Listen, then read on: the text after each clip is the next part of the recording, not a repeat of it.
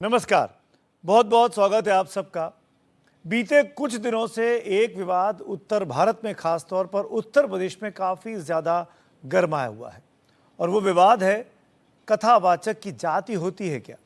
क्या ब्राह्मणों को ही राम कथा करने का अधिकार है? क्या किसी और गैर ब्राह्मण को या यादव जाति को या पिछड़े जाति को के लोगों को राम कथा सुनने के सिवाय बोलने की, बाँचने की इजाज़त नहीं है क्या? क्या कहते हैं धर्म ग्रंथ, क्या कहती है धर्म की परंपराएं और क्या कहता है भारत का संविधान? इसी मुद्दे पर आइए बात करते हैं। मेरे साथ इस वक्त जगत गुरु शंकराचार्य श्री अविमुक्तेश्वरानंद जी हैं, जो कि ज्योतिर्मठ पीठ के शंकराचार्य हैं। बहुत बहुत धन्यवाद शंकराचार्य जी, वक्त निकालने के लिए और एनडीटीवी इंडिया से बात करने के लिए। आपने इटावा की घटना देखी होगी जो 21 जून और 22 जून को हुई। मैं उसी संदर्भ में इस बातचीत को आगे बढ़ाना चाहता हूं। आपके बयान मैंने कई जगह देखे, सुने, आपके इंटरव्यूज़ भी। मुझे लगा आपसे बात करनी चाहिए क्योंकि आप मुखर होकर इस विषय पर बात कर रहे हैं। मेरे हिसाब से कहानी के 3 पहलू हैं। पहला कि किसी गैर ब्राह्मण ने कथा पढ़ी, राम कथा पढ़ी, उसको अधिकार है या नहीं है। दूसरा, उसने अपनी जाति छुपा के गलत तरीके से पढ़ी, अपना नाम ब्राह्मण के तौर पर रखा। और तीसरा, एक आपराधिक घटना कि वहाँ पर महिलाओं के द्वारा शिकायत की गई कि इन लोगों ने जो साधु संत बनकर आए हमारे साथ छेड़खानी की।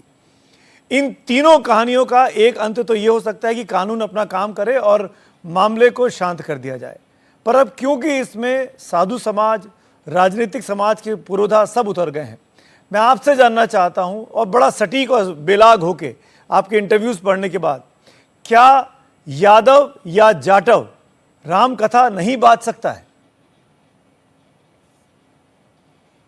सवाल यहाँ राम कथा के बाँचने या ना बाँचने का नहीं है। सवाल यहाँ ये है कि राम कथा बाँचने के लिए जिसने आयोजन किया है वो क्या चाहता है, क्योंकि कोई भी कथा बाँचने के लिए अपने से नहीं गया है। चाहे यादव हो चाहे ब्राह्मण हो, वो अपने से कथा नहीं बाँच रहा है। उसको किसी ने बुलाया कि आइए, आकर के बाँचिए। बिल्कुल। तो यहाँ पर बोलने वाला प्रमुख नहीं है, यहाँ सुनने वाला प्रमुख है। और सुनने वाला प्रमुख है तो सुनने वाले की अपनी विशेषताएं हैं कि किन कारणों से वो सुन रहा है, उसका उद्देश्य क्या है। उसके आधार पर यह तय होगा कि कौन पढ़ेगा और कौन नहीं पढ़ेगा, कौन बाँचेगा कौन नहीं बाँचेगा। तो जिन लोगों ने बुलाया वो ब्राह्मण समाज के लोग थे। अब जो भी रहे हों, लेकिन हम जो मूल बात आपको आपके माध्यम से कहना चाहते हैं वो ये है कि हमारे यहाँ जो अनुष्ठान होते हैं उनमें 2 प्रक्रिया होती है। एक निष्काम कर्म होता है और एक सकाम कर्म होता है। तो जो निष्काम होता है उसमें नियमों को, कर्मकांड को ज़्यादा वरीयता नहीं दी जाती है, उसमें केवल मूल भाव पर ध्यान दिया जाता है। और जो सकाम कर्म होता है उसमें प्रक्रिया पर भी बहुत ध्यान दिया जाता है। तो ऐसी परिस्थिति में पहले तो ये निश्चित अभी हुआ ही नहीं कि वो यजमान है वो सकाम अनुष्ठान करवा रहे थे कि निष्काम अनुष्ठान करवा रहे थे। और लोग इस बारे में लड़ाई शुरू कर दिए हैं कि पढ़ेगा कि नहीं पढ़ेगा। अरे पहले पता करना पड़ेगा कि किस उद्देश्य से ये कार्यक्रम हो रहा था, उसी आधार का नियम इसमें लागू होगा।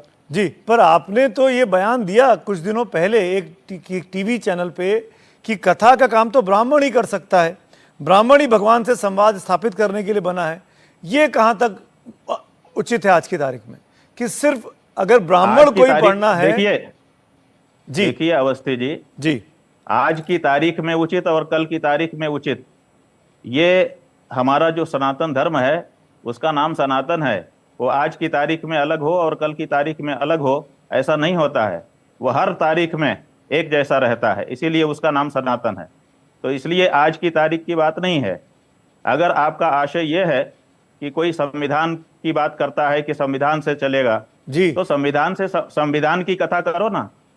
हम कहाँ मना कर रहे हैं, संविधान की कथा हर व्यक्ति करे, लेकिन बात धर्म की होगी और नाम संविधान का लिया जाएगा और ऐसा प्रदर्शित किया जाएगा जैसे संविधान और धर्म दोनों एक दूसरे के विरुद्ध हैं, जबकि ऐसी बात भी नहीं है। पूरी विनम्रता के साथ ये सवाल मैं आपसे पूछना चाहता हूं, आपकी बातों से ये निकल कर आ रहा है जगत गुरु शंकराचार्य जी कि आप वर्ण व्यवस्था के हिमायती हैं, आप चाहते हैं कि समाज में ये वो 4 व्यवस्थाएं बनी रहें, ब्राह्मण, क्षत्रिय, शूद्र, वैश्य वाली।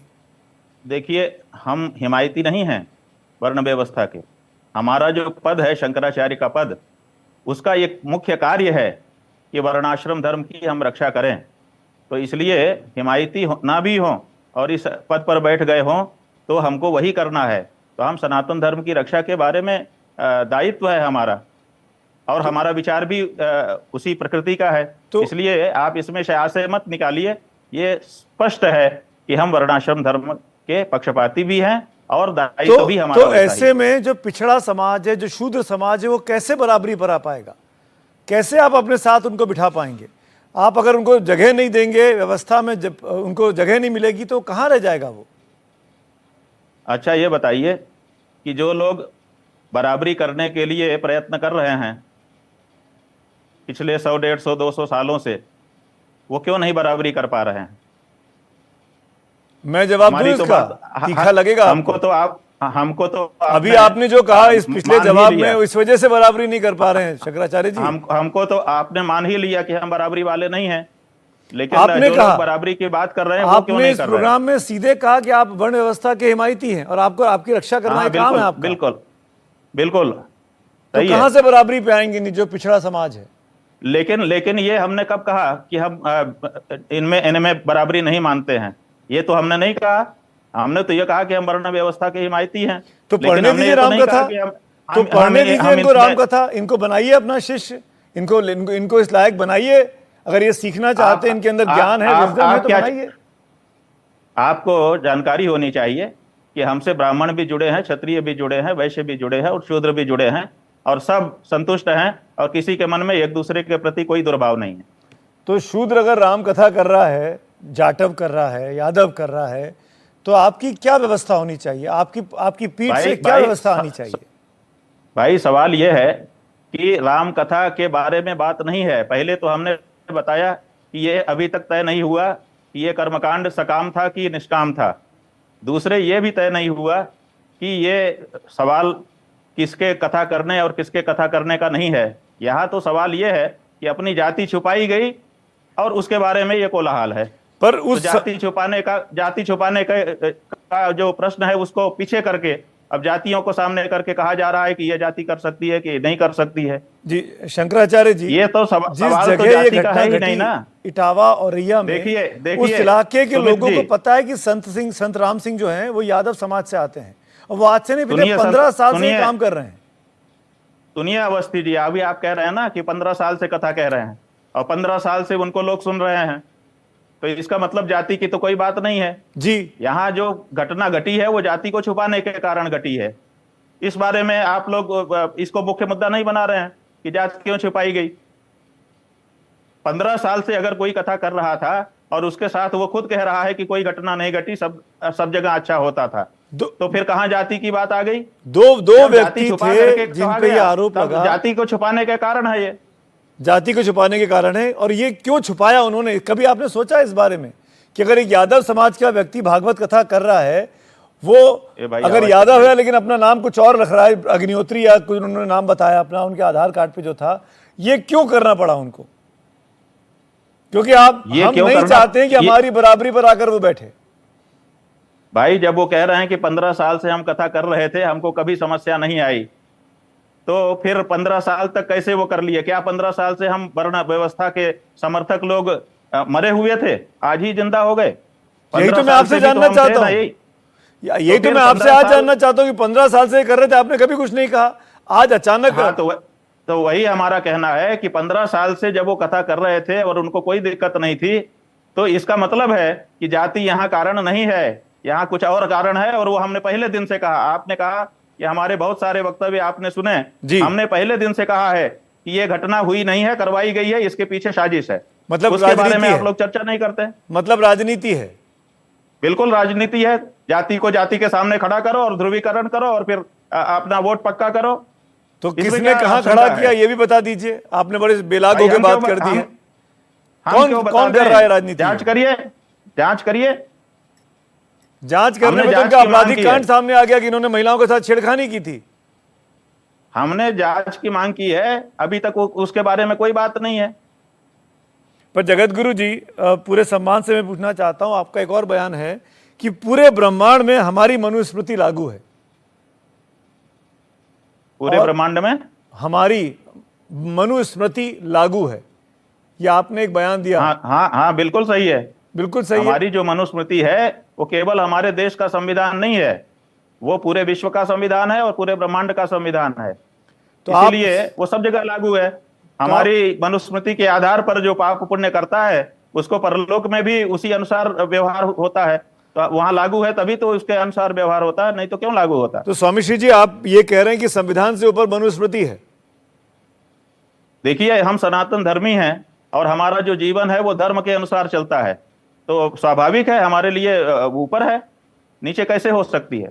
जहां देश का नागरिकता का प्रश्न आएगा वहां हम देश की नागरिकता के अनुसार मानेंगे, लेकिन हम किसी भी देश में चले जाएं हमारा धर्म तो हमारे साथ रहेगा ना। जैसे ही हम भारत की सीमा छोड़ेंगे वैसे दूसरे देश का कानून हमारे ऊपर लागू हो जाएगा, लेकिन मनुस्मृति तो हमारी दूसरे देश में जाने पर भी लागू रहेगी। तो आप वो बड़ी है कि नहीं है? तो आप ये कह रहे हैं कि अगर मनुस्मृति संविधान से ऊपर है तो कल कुरान वो लोग संविधान से ऊपर कहेंगे, सब अपने अपने धर्म के धर्म ग्रंथों को बोलेंगे, फिर संविधान का क्या हाल होगा? बोलेंगे तो इस भाई हम क्या करें, इसके लिए हम क्या कर सकते हैं? नहीं, आप जिस पीठ पर हैं, आप कितने बड़ी आपके प्रशंसक हैं, फॉलोअर हैं, आपको जानने वाले लोग हैं, आप में आस्था करने वाले लोग हैं, तो ये दायित्व नहीं बनता है समाज के आप जैसे पुरोधाओं का कि समाज में एकता की बात करें, बजाय इसके कि वैमनस्यता और बढ़े कि हम बड़े हैं, हम बड़े हैं, हम बड़े हैं। भाई बड़े की कहां यहां बात आ गई? यहां तो बात ये आ गई कि हम चारों एक हैं। हम तो वर्णाश्रम की बात करके चारों वर्णों को एक साथ जोड़ रहे हैं, और जो राजनीति वाले हैं वो वर्णों को एक दूसरे के सामने आमने खड़ा कर रहे हैं। आपने हम चारों की बात कर दी, वर्णाश्रम की बात कर दी, क्या कभी कोई शूद्र समाज के व्यक्ति शंकराचार्य बन सकता है? ईमानदारी से बताइए। शंकराचार्य बन सकता है मतलब? किस पीठ तक पहुंच सकता है जिस पीठ पर आप बैठे हुए हैं? हाँ, क्यों नहीं। आप ऐसा लड़ाने का काम मत करिए। मैं लड़ाने का नहीं, मैं स्पष्ट पूछ रहा हूं आपसे, आप ही की बातों से बात निकल रही है। हमारे यहाँ जो नियम है धर्मशास्त्र के, उनसे उसके अनुसार हमारा जो शूद्र बंधु है वो भी सबसे ऊंचा स्थान प्राप्त करता है। कितने हुए आज तक शंकराचार्य? हमारे धर्मशास्त्र के अनुसार, आपके अनुसार नहीं कि कितने हुए शंकराचार्य, ऐसे नहीं। जो हमारा धर्मशास्त्र है उसके अनुसार उसको सबसे ऊंचा स्थान मिलता है। तो और जाने कितनों को मिला हुआ है। अरे बताइए ना, हमको दो चार नाम बता दीजिए, क्या पद मिला? हमारे यहाँ तो कितने लोग शंकराचार्य बने आज तक? साक्षात धर्मराज विदुर नाम के शूद्र के रूप में आविर्भूत हुए थे। साक्षात धर्म। आप बताइए, नहीं हुए हो तो बताइए। तो अगर ये वर्ण व्यवस्था की आप हिमायती हैं तो ये वर्ण व्यवस्था खत्म क्यों नहीं हो जानी चाहिए? जब आप बराबरी की बात कर रहे हैं, क्या जरूरत है कि कोई ब्राह्मण को शूद्र के साथ जोड़ा ना जाए? आज की तारीख में उदाहरण के लिए ब्राह्मण का काम था शिक्षा देना, पढ़ना लिखना। तमाम कॉलेज यूनिवर्सिटीज में, तमाम दुनिया भर में बड़े बड़े जगहों पर पढ़ाने का काम शूद्र समाज के लोग कर रहे हैं और बहुत अच्छा काम कर रहे हैं। तो क्या हमारी बराबरी पर वो नहीं आ सकते हैं? मना किसने किया उनको? नहीं तो आप बताइए। अगर आप जैसे हमने कब मना बड़े लोग वर्ण व्यवस्था की हिमायती रहेंगे तो कैसे खत्म होगी बराबरी? समाज में कहां से आएगी? वर्ण व्यवस्था का हिमायती का मतलब यह है, ये वर्ण एक व्यवस्था है, उस व्यवस्था से जब चलेंगे ना तो कोई दूसरे के काम को नहीं छुएगा। ऐसा कहां है? आज सभी वर्ण के लोग सभी तरह के काम करना चाहते हैं, वो कर भी रहे हैं। व्यवस्था लागू होने पर ऐसा नहीं होता है। नहीं तो जब सब लोग सब तरह के काम करना चाहते हैं, हमारे काम में उनको दिलचस्पी है, उनके काम में हमको दिलचस्पी है, तो क्या दिक्कत है? यही तो, ऐसी तो बराबरी होगी जब सब घुल मिल जाएंगे। और ये भी आप जान लीजिए कि हमारे यहाँ इस पर बड़ी डिबेट है कि ये जो व्यवस्था है वर्ण की, ये जन्म से है कि कर्म से है। तो कुछ लोग जन्म से मानते हैं और कुछ लोग कर्म से मानते हैं। तो जो जन्म से मानते हैं वो जन्म के आधार पर निर्णय करते हैं, जो कर्म से मानते हैं वो कर्म के आधार पर निर्णय करते हैं, और कोई बाधा नहीं है। मैं किस परिवार में पैदा हो रहा हूं ये मेरे हाथ में तो है नहीं, ये तो मेरी किस्मत है। पर अगर मैं अपने कर्म से ऐसा काम करूं कि मैं एक छोटे समाज से उठकर, जो छोटा इन द सेंस की अभी जिसको छोटा माना जाता है कथित तौर पर, मैं तो खैर नहीं मानता हूं, अगर वो पढ़ लिख कर आगे बढ़कर इस लायक बन जाता है कि राम कथा पढ़ सकता है, शंकराचार्य की पीठ पर बैठ सकता है, तो क्या आपत्ति होनी चाहिए? देखिए, सबसे बड़ी बात यह है कि आप कह रहे हैं कि मैं ऐसा नहीं मानता हूं, लेकिन मुंह से आपके भी निकल जा रहा है। ये बहुत बड़ी धारणा यही तो बना दी दिक्कत गई है, है कि क्योंकि ये हमको सिखाया गया है, ये सिखाया गया है, ये धारणा बना दी गई है ये कि सिखाया कोई गया छोटा है है। कोई बड़ा है, मैं कोई तो उसको छोटा है तोड़ना कोई चाहता बड़ा हूं, है। मैं इसमें आपकी मदद चाहता हूं, पर आपसे बात करके मैं खुद भटक रहा हूं। देखिए, सनातन धर्म के अनुसार 4 वर्ण हैं, लेकिन कोई छोटा कोई बड़ा नहीं है। सब भगवान के अंग हैं और सबको एक ही तरह के प्राप्तियां, माने एक ही तरह के फल प्राप्त हैं। तो फिर आपको ये कहना चाहिए ना, अधिकारिणो मतः। तो फिर आपको ये कहना चाहिए कि यादव समाज के लोग भी, जाटव समाज के लोग भी भागवत कथा बांच सकते हैं, उनको बांचने का अधिकार है। जाटव वो बात ये वो है, सकाम अनुष्ठान भी कर सकते हैं, क्यों नहीं कर सकते हैं? इसलिए नहीं कर सकते क्योंकि शास्त्र में उस तरह का उनके लिए आदेश नहीं है। आप जब हमारे अनुसार करेंगे तो हमारे अनुसार उनके लिए व्यवस्था बताई गई है। ये व्यवस्था नहीं है कि कोई भी कुछ भी पकड़ के करने लग जाए, उसके लिए संस्कारों की आवश्यकता होती है। तब फिर आप तो ये कि बाबा साहब अंबेडकर के संविधान को चुनौती दे रहे हैं, जिन्होंने सबको बराबर बताया। बाबा साहब के संविधान को चुनौती नहीं दे रहे हैं। आपको पता होना चाहिए कि बाबा साहब के संविधान के आधार पर ही इस देश में हम सनातन धर्म का पालन कर रहे हैं। क्यों? क्योंकि उन्होंने आर्टिकल 25, 26, 27, 28, 29 में हमको छूट दी है, इसीलिए हम कर रहे हैं। बाबा साहब के संविधान के विरुद्ध नहीं कर रहे हैं। बाबा साहब का संविधान कहता है कि हिंदू, मुस्लिम, सिख, ईसाई आपस में सब भाई भाई, सबको अपने धर्म का, अपने काम का प्रचार प्रसार करने का इजाजत है, सब बराबरी के लोग हैं। ये जो पंक्ति आप पढ़ रहे हैं, ये किस अनुच्छेद में है? अनुच्छेद की बात नहीं कर रहा हूं, उसकी मूल भाव की बात कर रहा हूं मैं। नहीं, आप बताइए किस पंक्ति, मूल भाव की बात कर रहा हूं। मूल भाव की बात कर रहा हूं। कहीं संविधान में नहीं लिखा कि, कहीं संविधान में नहीं लिखा कि ब्राह्मण सर्वोपरि है। आपको बता रहे हैं, हमारे सनातन धर्म का भी मूल भाव सब बराबर का है। तो फिर आप बराबरी की बात करिए ना। मैं यही तो एक आप ही शंकराचार्य हैं जो इस मुद्दे पे लगातार बात कर रहे हैं, और मैं चाहता हूं, कह रहे हैं, सुनिए जी बोलिए। आप ये कह रहे हैं कि हमारा संविधान समानता की बात कर रहा है और आपका धर्म समानता की बात नहीं कर रहा है। आप बताइए, आपने देश में 2 वर्ग बना दिए हैं, एक सामान्य वर्ग और एक आरक्षित वर्ग। ये समानता है? बताइए। आरक्षित वर्ग इसलिए बनाया बाबा साहब अम्बेडकर के संविधान में, जो पिछड़ा समाज है उसको बराबरी पर लाया जा सके। तो आप ये कह रहे हैं आरक्षण समाप्त कर दिया जाए? लाने का ये तरीका है कि आप बांट तो दो, वर्ग में बांट दो। तो कैसे बराबरी पर लाएंगे जब आप मानेंगे ही नहीं अब संविधान को और मनुस्मृति को बड़ा मानेंगे तो कैसे होगा? बराबरी पर लाइए, बिना बांटे बराबरी पर लाइए। कैसे? कर दीजिए जब आप वर्ण व्यवस्था को फॉलो करने की बात कहेंगे, आप जाटवों को, यादवों को राम कथा बांचने नहीं देंगे, तो कैसे होगा? कह रहे हैं, ये आपका संविधान कह रहा है, हम नहीं कह रहे हैं। नहीं, संविधान नहीं कह रहा है, संविधान नहीं कह रहा है, राजनेता कह रहे हैं, संविधान नहीं कह रहा है। संविधान कह भी रहा है और कर भी रहा है। संविधान नहीं कह रहा है, संविधान बराबरी पर लाने का प्रयास कर रहा है, और संविधान अपेक्षा करता है आप जैसे नेताओं, आप जैसे धर्मगुरुओं से। रखा है संविधान ने देश को 2 टुकड़े में बांट करके रखा है, एक आरक्षित वर्ग, एक अनारक्षित वर्ग। तो आप क्या कह रहे हैं, संविधान बेकार है? आप ये कह रहे हैं बाबा साहब अम्बेडकर का संविधान बेकार है? आप ये कह रहे हैं 75 साल के बाद? बंटवारा किया है, हम ये नहीं कह रहे हैं। हम ये कह रहे हैं कि संविधान ने बांट के रखा है समाज को, तो ये संविधान ने बांट के रखा है। तो कैसे आज जो ये यादव और ब्राह्मण का इतना बड़ा माहौल बना हुआ है, ये उसी बंटवारे के कारण बना हुआ है।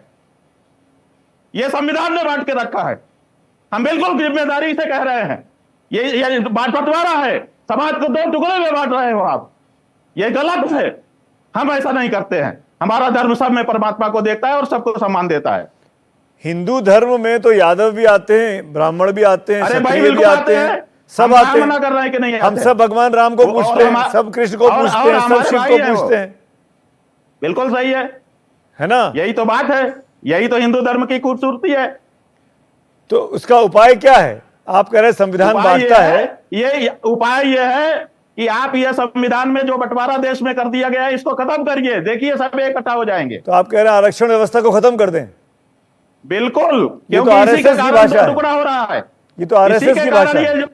ये जो इटावा का प्रकरण हो रहा है, इसके पीछे संविधान का यही कर्तव्य है जिसके कारण ये इतना बड़ा मामला बन रहा है। आपने जो इसमें बोला, ब्राह्मण और यादव की बात नहीं है, इसमें आरक्षित और अनारक्षित वर्ग की बात है। आप जो बोल रहे हैं वही तो संघ के लोग बोलते जिसके हैं। कारण ये दो टुकड़े हो रहा है देश, जो आप जो बोल रहे हैं स्वामी भेदभाव जी, कर रहा है, संविधान भेदभाव कर रहा है। आप जो बोलते हैं वही आरोप तो संघ के नेताओं पे लगता है। अब जिस पे लगना हो लगे, तो हम आप अपने धर्म की बात बोल रहे हैं। आपको लगता है आरएसएस जो मांग करती है आरक्षण व्यवस्था खत्म करने की, वो ठीक मांग है? हम जब बोलते हैं तो धर्म के अनुसार बोलते हैं, किसी के चेहरा देख के नहीं बोलते कि कौन संघ है और कौन बेसंघ है। तो ठीक है, मैं स्पेसिफिकली हमारा कहना है और इस पर बहुत से विद्वान भी सहमत हैं कि देश में ये जो आरक्षित अनारक्षित वर्ग पैदा कर दिया गया है, इसके कारण समाज में कटुता बढ़ रही है एक दूसरे के प्रति। ठीक है, कार्यक्रम के आखिर में आ गया हूं मैं। कुछ क्विक सवाल आपसे पूछना चाहता हूं स्वामी जी।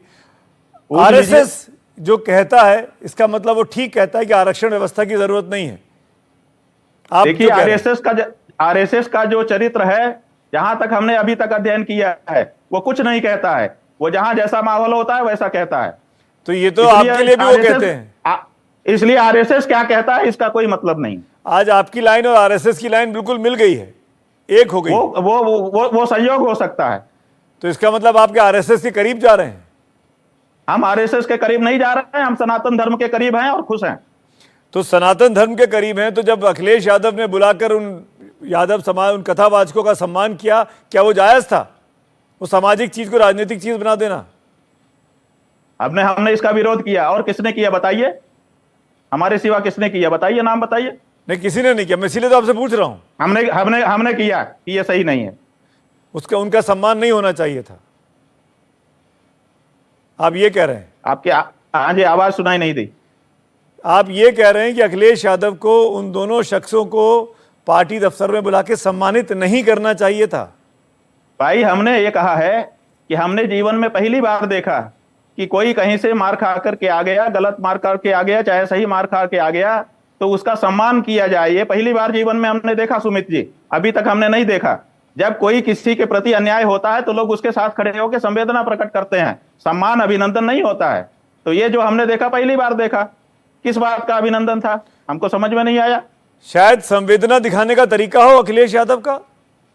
संवेदना दिखाने का तरीका अभिनंदन नहीं होता है। फिर तो सारे उनको पहचान ही नहीं मिलती। सारे अभिनंदन संवेदना हो जाएंगे। और इस पूरे मामले का क्या बड़ा आखिर में पूछ रहा हूं, क्योंकि उत्तर प्रदेश में पंचायत चुनाव की हलचल चल रही है। क्या आप मानते हैं कि इसीलिए इस मामले को, चाहे अखिलेश यादव हो या फिर बीजेपी हो, इसको तूल दे रही है?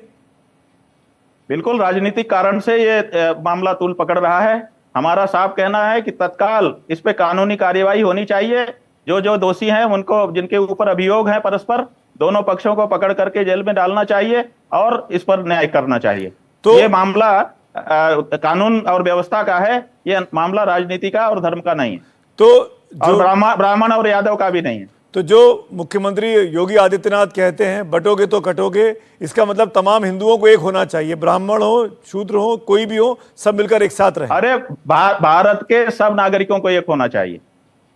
सब नागरिकों को एक होना चाहिए। आप सिर्फ हिंदुओं की बात नहीं कर रहे हैं, आप सबकी बात कर रहे हैं। सबकी बात कर रहे हैं। हम जिस देश में हैं उस देश में सबको सम्मिलित होकर के आगे बढ़ना चाहिए। आप अब देश पे आ गए। कब आप देश पे आते हैं, कब आप सनातन धर्म पे आते हैं, मैं कंफ्यूज कर जा रहा हूं। अभी आप सनातन धर्म पे थे तो बोल रहे थे कि हमारा सुनिए आप कंफ्यूज मत करिए, हम आपको समझा रहे हैं। समझाइए। जब हमने बात की कि सब माने पूरे देश के सभी नागरिक, जिसमें मुसलमान ईसाई सब आ जाते हैं, तब हम देश की बात कर रहे हैं। और जब हम कह रहे थे कि हम माने ब्राह्मण, क्षत्रिय, वैश्य, शूद्र, तब हम धर्म की बात कर रहे थे, तब हम सबकी बात नहीं कर रहे थे। तो ब्राह्मण, क्षत्रिय, शूद्र, वैश्य अलग अलग रहेंगे पर पूरे देश के नागरिक एक हो जाएं, ये आप कह रहे हैं? हर धर्म के नागरिक एक? हाँ जी। ब्राह्मण, क्षत्रिय, शूद्र, वैश्य ये आप अलग अलग देखेंगे हिंदू समाज में, लेकिन पूरे देश के नागरिकों पे समान अधिकार होने चाहिए। जब धर्म पालन का अवसर आएगा तो हम अपने धर्म के अनुसार हो जाएंगे, किसी के ऊपर दबाव नहीं डालेंगे कि तुम हमारे धर्म के अनुसार बनो। और जब देश का प्रश्न होगा तो हम मुसलमान, ईसाई के साथ भी हो जाएंगे, ये हम कह रहे हैं। तो ये भी तो देश का ही प्रश्न है। एक तरफ हम अंतरिक्ष में जा रहे हैं, हमारा अंतरिक्ष यात्री शुभांशु शुक्ला अंतरिक्ष में है, और यहाँ हम बट रहे हैं आपस में। अंतरिक्ष में जाना छोड़ो, यहाँ पर लोगों के साथ अत्याचार हो रहा है, आप रोक नहीं पा रहे हो। वही तो हम बोल रहे हैं। हमको मत सुनाओ, अंतरिक्ष की बात मत सुनाओ। आप कानून व्यवस्था नहीं संभाल पा रहे हो। लोग जो है बड़े लोगों के द्वारा छोटे लोग सताए जा रहे हैं। किसी के ऊपर 200 रुपए का कर्जा मैं है तो उसके घर सबसे में बड़े टंकी लोगों आ में रही से है। एक से बोल रहा हूं कि आप अपील करिए कि सब जिसके एक हो घर में जाएं। पर आप कह रहे हैं कि हम थोड़े से अलग अलग पैसे- अच्छे हैं। थोड़े से पैसे के लिए कुर्की आ जा रही है और हजारों हजार करोड़ रुपए लेकर के लोग आराम से रह रहे हैं। ये आप इसको तो कर नहीं पा रहे हो, आप मंगल और उपग्रह की बात कर रहे हो। बेईमानी है वो। बिल्कुल ठीक। मैं आखिर में एक ही चीज बोल धरातल पर बहुत खराब स्थिति है। आप आकाश के चित्र दिखा करके कितने दिन तक लोगों को भरमाएंगे? धरातल देखिए, धरातल पे हालत खराब है। मैं इसीलिए मैंने आपको ये मंच पे बुलाया और आपसे बात करने की कोशिश की, जगत गुरु शंकराचार्य जी, कि आप जैसा बड़ा व्यक्ति जो समाज में अपनी एक खासी पैठ रखता है, वो जब एकता की बात करेगा, अनुशासन की बात करेगा तो असर होगा। पर आपने तो धर्म के नाम पर अभी भी बंटवारे को ही स्वीकारा है।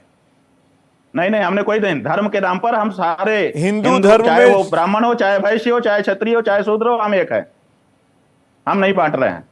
फिर आप बोलते हैं कि शूद्र का काम नहीं है भागवत कथा पढ़ना। तो ठीक है ना, ठीक है ना। हम अपने घर में अपने भाई कहते हैं ये तुम मत करो, मैं करूंगा। वो कहता है मैं तुम ये मत करो, मैं ये करूंगा। हमने चारों ने अपने अपने काम बांटे हैं। ऐसे नहीं है, हमारा परस्पर का बंटवारा है। तब तो फिर और वो बंटवारा तब खत्म हो जाता है जब एक व्यक्ति चारों में जाना चाहता है तो दूसरा भी चारों में जाएगा। हाँ, तो आना चाहिए ना, क्यों नहीं आना चाहिए? बिल्कुल आना चाहिए। तो यही तो बात आया हुआ है। आना चाहिए क्या? आया हुआ है तभी ना 15 साल से यह कथा कह रहा था, जिसका प्रकरण आया है। नहीं तो कहां से आता है? तो आपको इस बात का हम अफसोस कहां है? कर रहे हैं? आपको इस बात का अफसोस है कि आपकी व्यवस्था में कोई दूसरा आदमी आ गया, इसका अफसोस है आपको? हमको अफसोस नहीं है। हम कह रहे हैं कि जब हम चारों वर्ण अपने अपने काम में रहेंगे तब सब अपने में रहेंगे, ये व्यवस्था है। और जब सबके में जाने लगेंगे तो केवल ब्राह्मण को ही सब काम में जाने का हक कहां से है? फिर शूद्र को भी सब काम में जाने का हक हो जाएगा। ये हो रहा है, ये हम कह रहे हैं। ये व्यवस्था नहीं है, लेकिन ये वस्तु स्थिति है और इसको भी स्वीकार करना पड़ेगा। चलिए, अब हमसे बात किया आपने, जगतगुरु शंकराचार्य जी, अभिमुक्तेश्वरानंद जी, वक्त निकाला, आपने बेबाकी से अपनी बातें कही। बहुत बहुत धन्यवाद एनडीटीवी इंडिया से बात करने के लिए।